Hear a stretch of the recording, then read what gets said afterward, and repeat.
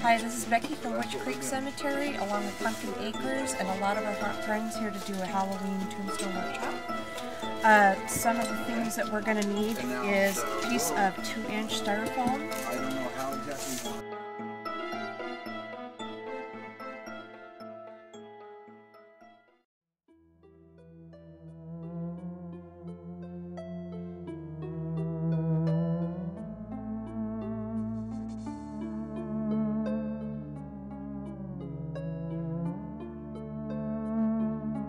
Has PVC in the back with some spray foam insulation, and we can go over how we do that later on in the video.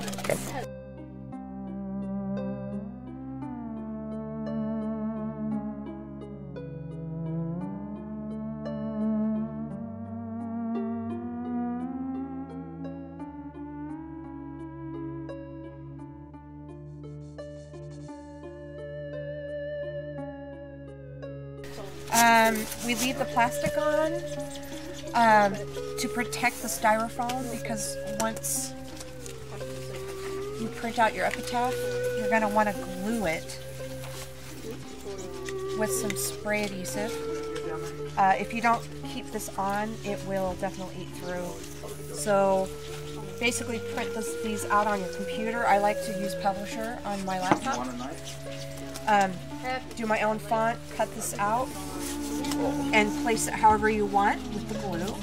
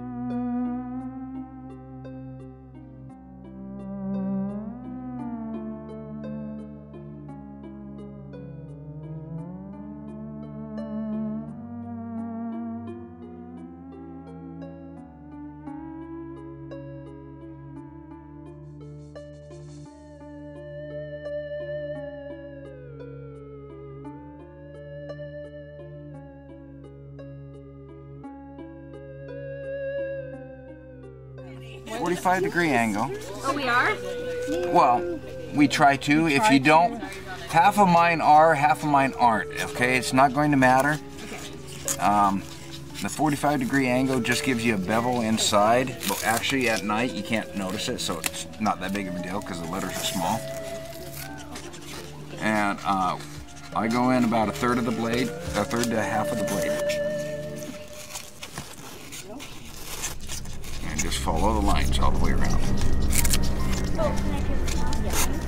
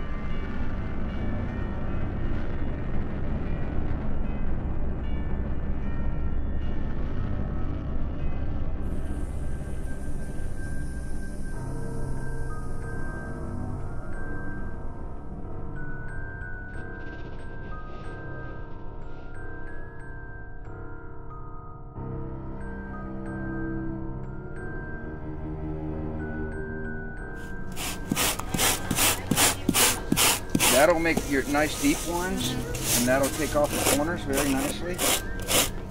Okay. For whatever you want. Then just come over it with a Brillo and smooth out the edges. Get rid of all the lines and seams. Okay. Our regular Brillo pad, if you just do circles, will aid your front of it without going down into the depth. Okay. You don't want to. You want to stay about an inch or so away from your letters so that you don't destroy any of your lettering. Because if you look on mine, I've done the Brillo pad all the way around except for about inside the letters. I went really, really carefully, but about an inch around, I left it plain. Got it. Okay, so that's just aging it. You can take out chunks this way. Some of the smooth chunks are just taken out with that. Rougher chunks are taken out with this. Using it. Well, it helps if you have them. Husbands beware.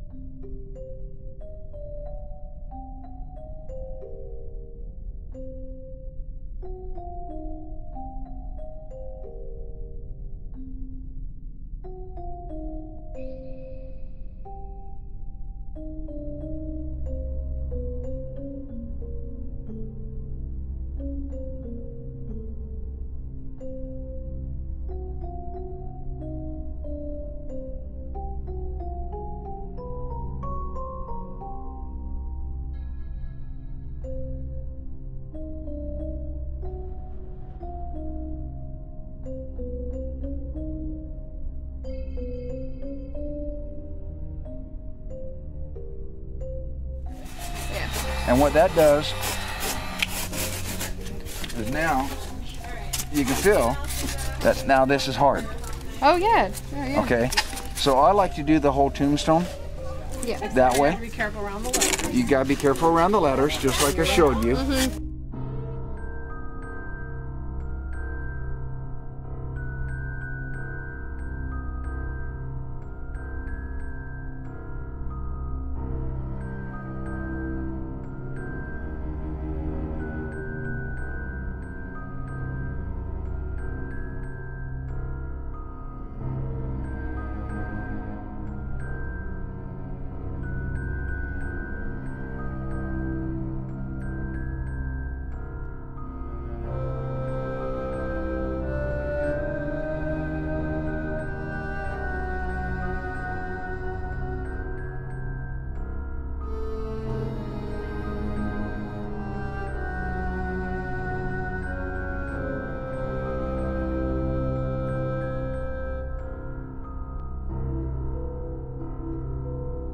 So now the second step to this process is once they've carved out their epitaph with the X-Acto knife, you peel off the plastic, and I use kind of the tip of the X-Acto knife to kind of pull off some of the remnant paper and plastic. And then they're getting down into the grooves with some black paint.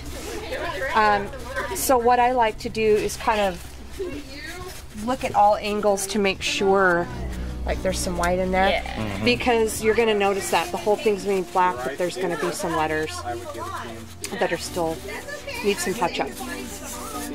And then once this is done, we're going to roller it all black before we do some painting.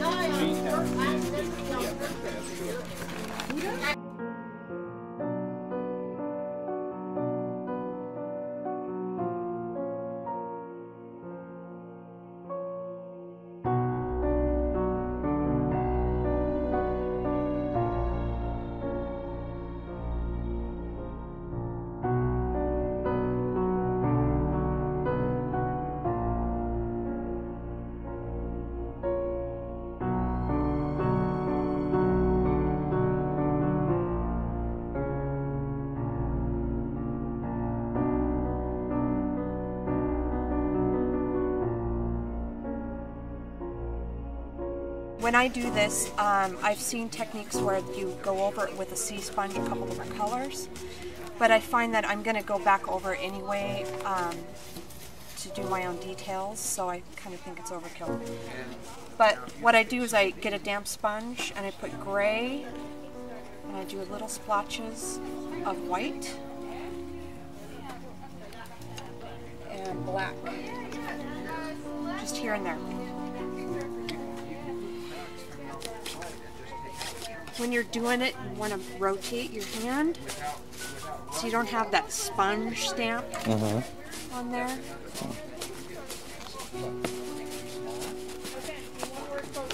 If it's starting to look, see how this is kind of meshing? You can go back over and kind of blend it. But I find the more that you mess with it, you're going to lose that marble look. Right. And you want to be really careful when you're going over the words not to make too much pressure on it, or it's going to squeeze into your letters. I should just have a folder just for you, really. So this is, see how this is kind of dry? You can go back over it.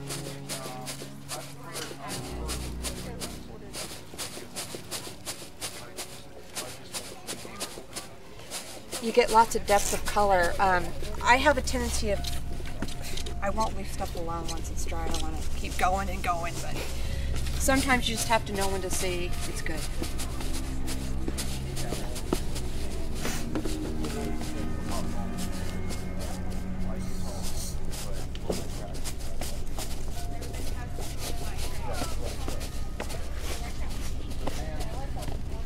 Yeah, we want to get the sides too.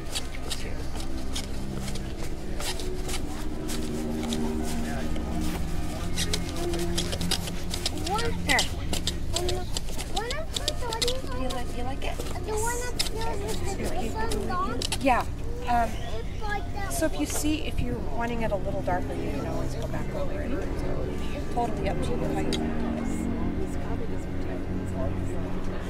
it. I just kind of like to, I'm a color mixer.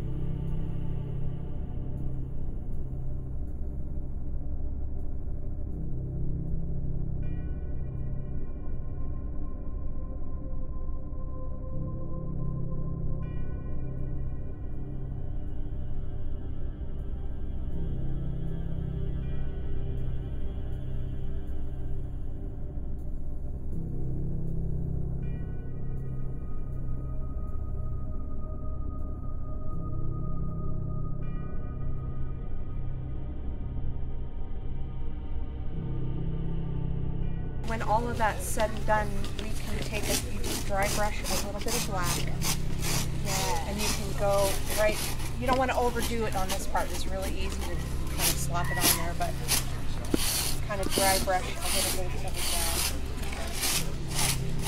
down. And again, I like to use the squirt bottle to try to get my letters a little damp, so gravity kind of helps you, make those little water lines.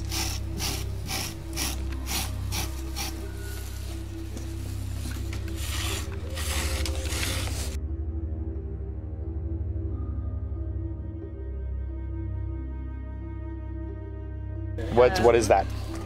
This is liquid nails. Works really good for these kind of projects. I tried hot glue one time. Not a good idea. Okay. Doesn't really stick for very long. The exterior or interior? Exterior. Okay, the exterior liquid nails. Okay. How much should we use?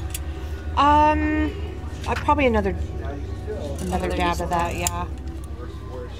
I love liquid nails. It's like nails. but only liquid? Okay. Yeah. There you go, yeah. Probably good? Yeah, that's great.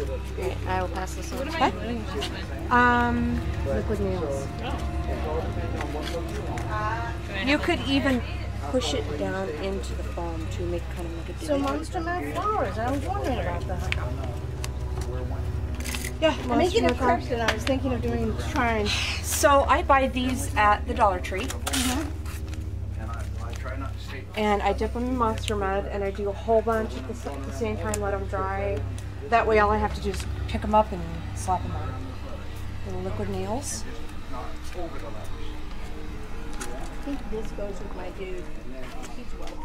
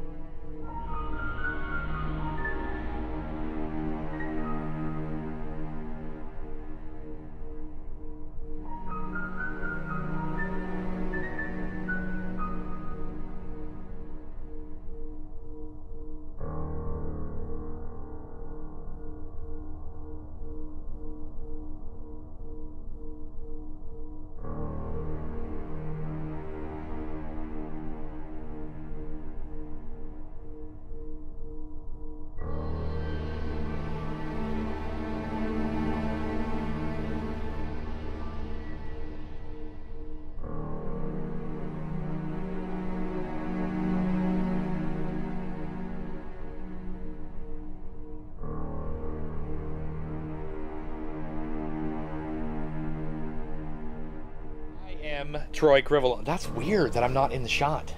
You're not used to that, are you? No, I'm not.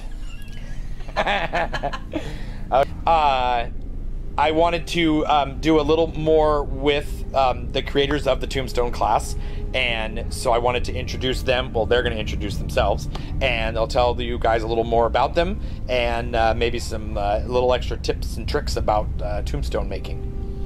So, who wants to start? Becky wants to start.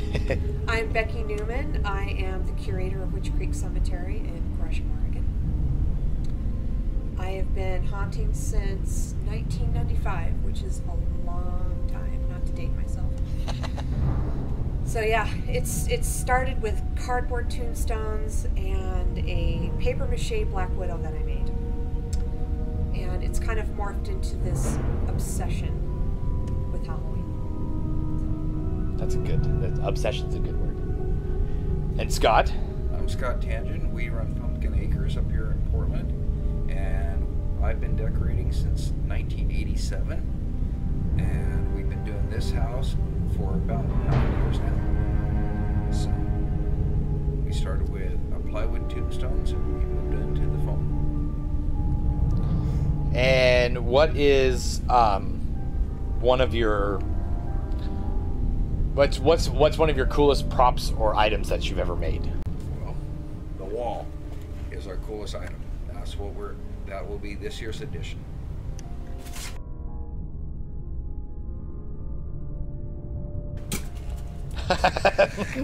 No, now it's not. And Becky? I think my most proud achievement is especially last year's facade, that 20-foot tall facade out of wood, and that was probably the most challenging.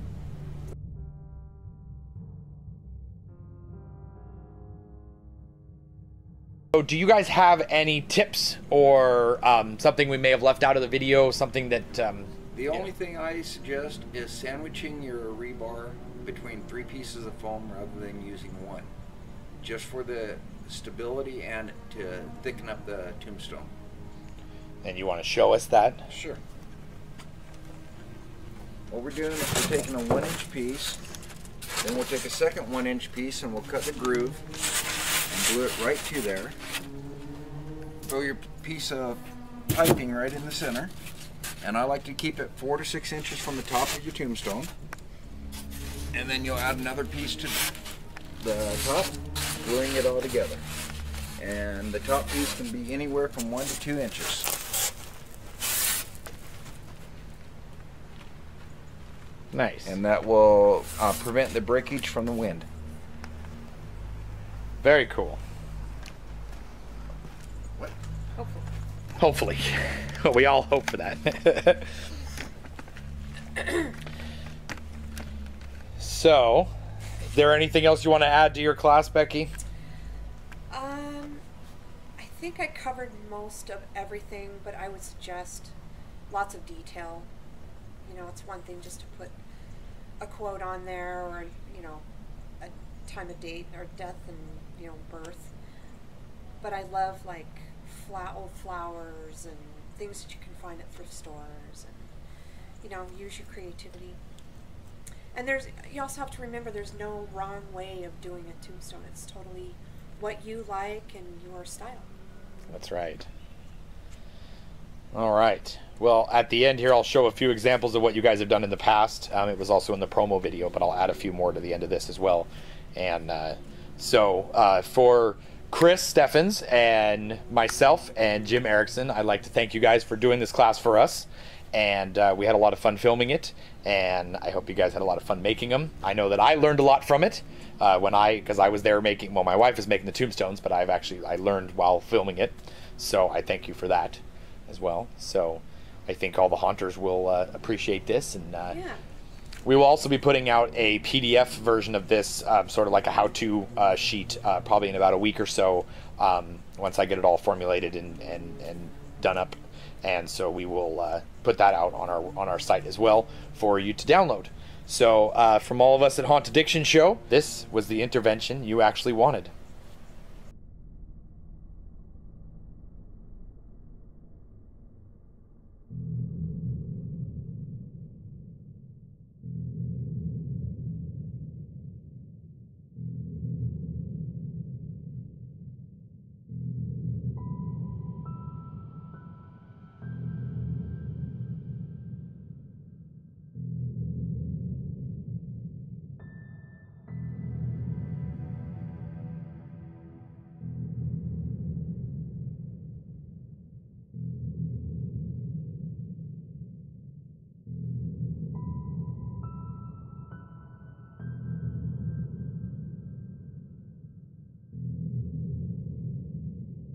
Okay, this is Troy with the Haunt Addiction Show, and I'm here with Becky Newman and Scott Tangen. How do you say your last name? Tangent. Tangent. Okay. I'm here with Becky Newman and Scott. What? Tangent. Tangent.